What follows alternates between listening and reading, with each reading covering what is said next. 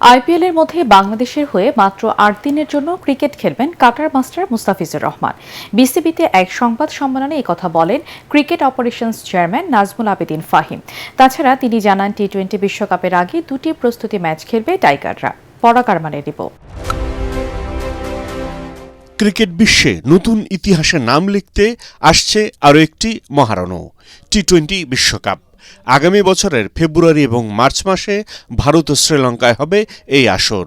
২০ দলের এই প্রতিযোগিতা শুরু হবে ৭ ফেব্রুয়ারি। সি গ্রুপে বাংলাদেশের প্রতিপক্ষ ইংল্যান্ড, ওয়েস্ট ইন্ডিজ, নেপাল এবং ইতালি। বিশ্বকাপের উদ্বোধনী দিনে ইডেন গার্ডেন্সে ওয়েস্ট ইন্ডিজের মুখোমুখি হবে টাইগাররা। বিশ্বকাপে অংশ নিতে ২৮ জানুয়ারি ভারতের উদ্দেশ্যে রওনা হবে লাল সবুজের দল। ব্যাঙ্গালোরে দুটি প্রস্তুতি ম্যাচ খেলবে লিটন দাসেরা। গণমাধ্যমে এমনটাই জানান নাজমুল আবেদিন ফাহিম। ছোট্ট করে ঘরের মাটিতেই কিছু ট্রেনিং প্রোগ্রাম হবে ২-৩ দিনের জন্য, কারণ সময় খুব কম এবং দল খুব সম্ভবত, আমি যদি ভুল না করে থাকি, এখনো চূড়ান্ত সিদ্ধান্তটি হয়নি, সবকিছু হয়নি, বাট হয়তো দল ২৮ তারিখে চলে যাবে বেঙ্গালুরুতে। ওখানে আমরা দুটো প্র্যাকটিস ম্যাচ খেলছি বিশ্বকাপের ইমিডিয়েট আগের, একটা নামিবিয়ার সাথে এবং একটা আফগানিস্তানের সাথে। সো বেঙ্গালুরুতে আমরা ২৮ তারিখে চলে যাব আইসিসির মূল পিরিয়ড শুরু হওয়ার আগে। এদিকে বিশ্বের অন্যতম জনপ্রিয় ফ্র্যাঞ্চাইজি লিগ আইপিএলে কলকাতা নাইট রাইডার্সে নাম লিখিয়েছেন কাটার মাস্টার মুস্তাফিজুর রহমান। পুরো মৌসুমের জন্যই তাকে ছাড়পত্র দিয়েছে বিসিবি।